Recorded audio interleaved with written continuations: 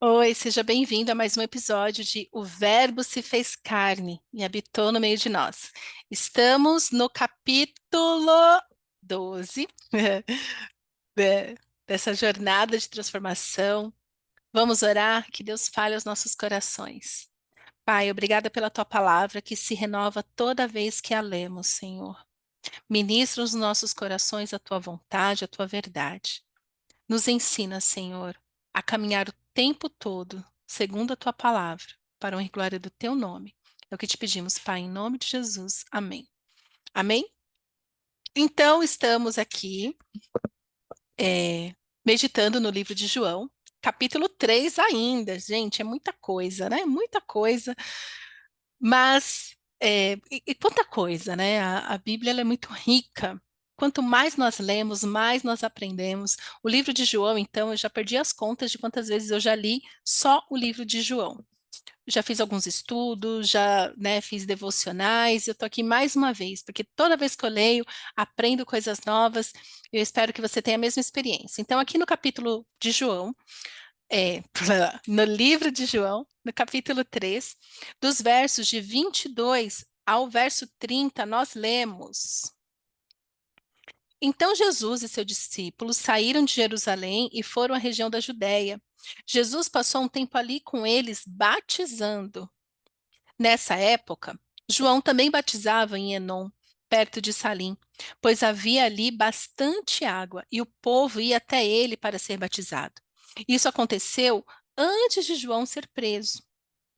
Surgiu uma discussão entre os discípulos de João e certo judeu a respeito da purificação cerimonial.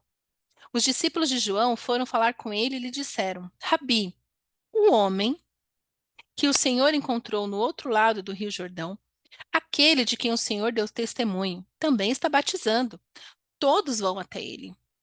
João respondeu: Ninguém pode receber coisa alguma, a menos que lhe seja concedida do céu.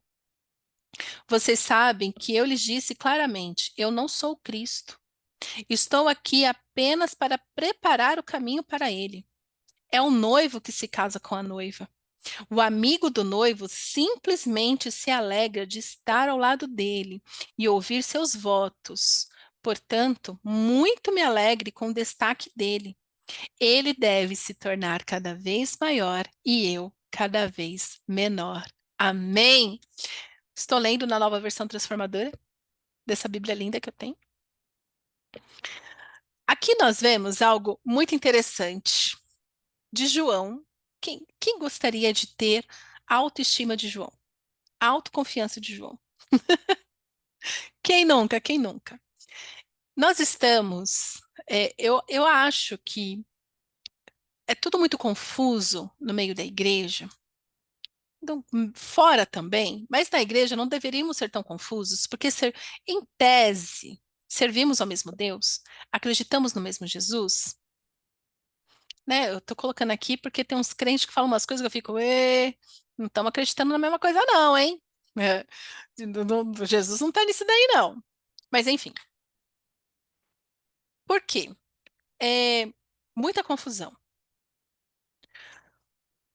E eu acho que isso está mais escandaloso ainda por causa da exposição nas mídias. Por quê? Porque você abre, né? Que nem eu tô aqui no YouTube, no Instagram também, né? Porque eu coloco esse vídeo nos dois, no meu Instagram e aqui no YouTube. E eu tô aqui falando do que o Senhor tem compartilhado comigo, que o Senhor tem ministrado ao meu coração através da palavra dele. Só que muitos fazem isso, abrem a câmera, falam o que quer, falam o que não quer, enfim, isso vai criando muita confusão.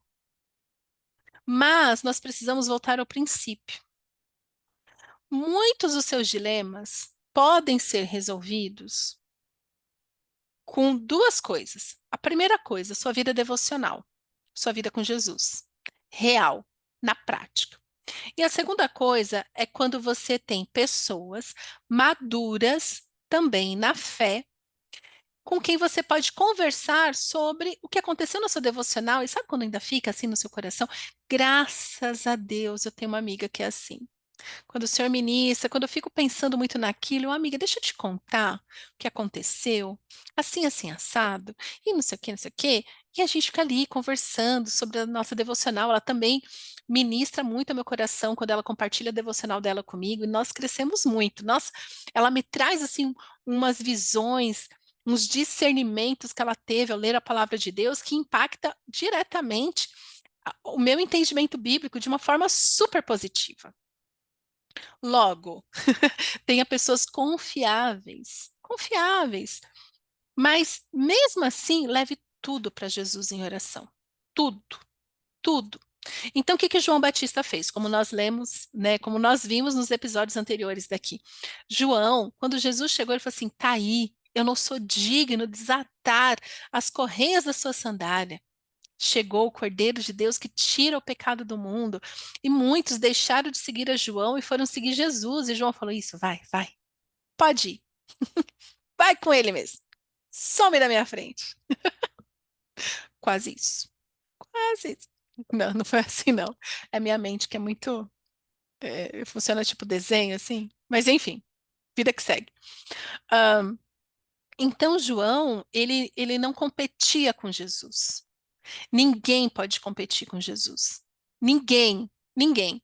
Mas existem líderes que querem competir com Jesus. Querem, querem ter o lugar de Jesus na sua vida. E você tem que tomar cuidado para que você não seja. Tem líderes, mas também tem não líderes fazendo isso. Então, assim, tem líderes que se colocam no lugar de Deus na vida da pessoa. Então, assim, ai, eu tenho Jesus, eu orei, eu tive a revelação, então por isso eu estou te falando. Ué, mas não revelou para mim. Ué, mas isso que você está falando não está me trazendo paz, está me trazendo. Não discute, não discute, porque eu tenho Jesus, você não tem. Uhum. Então, isso é uma disputa com Jesus. Outra coisa também que isso é muito comum a todos os crentes, independente do cargo que ele ocupa na igreja, ou se ele não tem cargo na igreja, ele também, qualquer lugar que ele vai. É assim, eu sei o que é melhor para mim. Ele até fala de Deus, fala, ai, que Deus é bom, né? Ai, se Deus quiser, né? Mas quando você conversa com a pessoa, você vê que a pessoa não está dependendo de Deus para nada. Ela está fazendo o que ela quer, na hora que ela quer, do jeito que ela quer. Não consulta o Senhor. Não tem vida devocional. Isso também é disputar com Jesus, tá, querido? Você que está achando que não ocupa nenhum cargo, ah, eu não tô. Mas você pode estar disputando com Jesus o senhorio da sua vida. Você está falando assim, não, Jesus, trabalha não, trabalha não. Então, por exemplo, né, tem um termo na psicologia chamado codependência. O que que é codependência? De uma maneira muito resumida, tem muitas explicações, e nananã. Vou falar que do meu entendimento, que foi a explicação que para mim mais fez sentido de tudo que eu estudei. Codependência é uma pessoa que tem um relacionamento com outra. Essa pessoa pode ser um dependente químico ou não, tá? Ou não.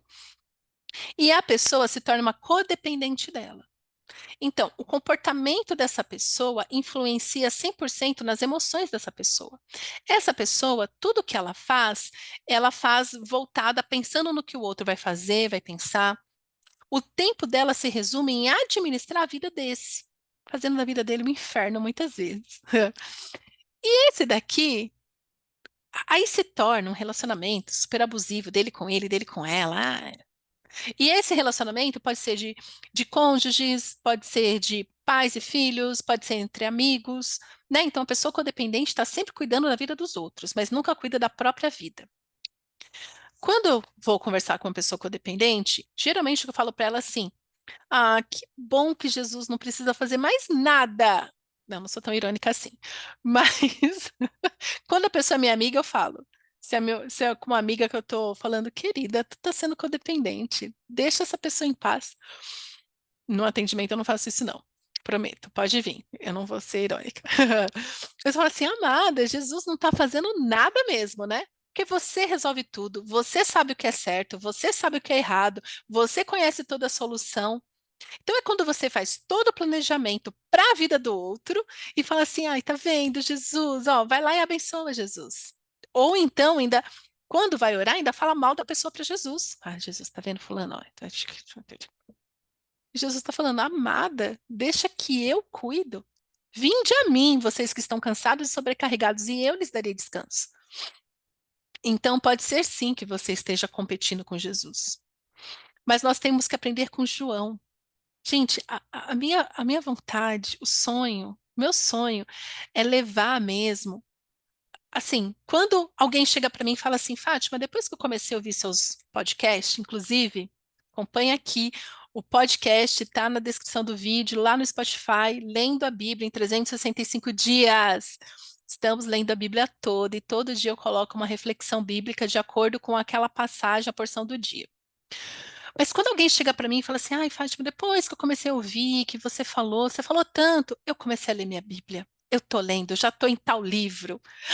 Começou, ai, comecei em Gênesis, comecei no Novo Testamento. Gente, isso me alegra tanto que eu falo assim, ai, finalmente essa pessoa vai se converter, Jesus. Mais uma pessoa legal no mundo. Porque, quer ver uma pessoa sensacional? É uma pessoa que nasceu de novo, né? Assiste os episódios anteriores para você entender Novo Nascimento. Mas uma pessoa que nasceu de novo, cheia do Espírito Santo, que anda na luz, que não tem agenda oculta, é o melhor tipo de pessoa que existe. Eu amo. Estou precisando conhecer mais? Estou precisando conhecer mais. Mas estou fazendo a minha parte, que é, vai ler tua Bíblia? Vai ter vida com Jesus? Pelo amor de Deus. Então João entendeu isso, de falar assim, ele é o noivo. Ele é o noivo. Eu só sou amigo do noivo. E eu me alegro. Olha, veja bem a palavra que ele usa. É o noivo que se casa com a noiva. Ou seja, você é um problema de Jesus, não é meu. O amigo do noivo simplesmente se alegra de estar ao lado dele e ouvir os seus votos. Ai, eu só me alegro com isso aqui, ó. Só. Ai, que lindo, Jesus, você está fazendo a vida dessa pessoa. Ai, que lindo, Jesus. É isso. Muito me alegro com o destaque dele. Muito me alegro. Você está tendo vida com Jesus, que lindo, que maravilha. Estou precisando de gente assim na minha vida. Inclusive, se for você essa pessoa, vamos andar junto, que eu tô carente de gente assim. Ele deve se tornar cada vez maior e eu cada vez menor. Não é um cada vez menor de pequenez, né? Que tem gente, tem uns crentes que eu conheço que gostam de levar isso para o mimimi. Para de ser mimizento. Vida com Jesus não é ser mimizento, não. Não é, tá? Não é. Mas que eu seja menor, ou seja, que Jesus fique em evidência. É Ele, é sobre Ele, porque dele, por Ele, para Ele são todas as coisas. Então, que Ele cresça e eu diminua. Está na hora de sermos confrontados no nosso secreto. Será que Jesus tem sido grande na sua vida particular? Será que Jesus realmente tem sido grande na sua fé, no cuidado da sua vida? Você realmente tem buscado o Senhor, você tem ouvido a sua voz. Lembre-se, você nasceu de novo. Você tem o Espírito Santo em você. Se você tem o Espírito Santo em você, coisas novas têm que estar acontecendo na sua vida. Você tem que estar louco, alucinado por Jesus, apaixonado, sedento, porque o filho quer o Pai. O filho quer Jesus. O filho quer o Pai. Então é Jesus que nos leva até o Pai. Então bora. Eu quero Jesus, porque eu quero estar com meu Pai. Eu quero estar com o meu Pai. Ninguém vem. Jesus diz: ninguém vem ao Pai a não ser por mim. Então Jesus me leva para o Pai. Eu quero o Pai, Jesus. Então, João Batista fez isso. Então, cuidado se você está numa igreja onde, quando você tenta assim ter um momento assim com Jesus, que você fala para alguém, já cresce a vaidade. Quem é você? Como assim? Ou então não, ó. A gente começa a colocar regras para o seu secreto. Secreto é secreto por um motivo, é entre você e Deus. Tenha você relacionamento pessoal com Jesus. Tenha você discernimento espiritual. E isso acontece através da sua devocional. Que Jesus cresça, Jesus tem que ser grande na sua vida. E a igreja que você congrega tem que te levar para este lugar de a pessoa que está ministrando na sua vida, você vê mais Jesus do que a pessoa. Ver mais Jesus do que a pessoa. Agora, se para você é mais a pessoa, não, isso aqui só está certo se fulano disse que é certo. Calma aí, calma aí.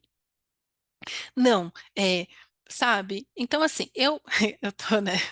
Acabo de convidar as pessoas para acompanhar minha devocional lá no Spotify.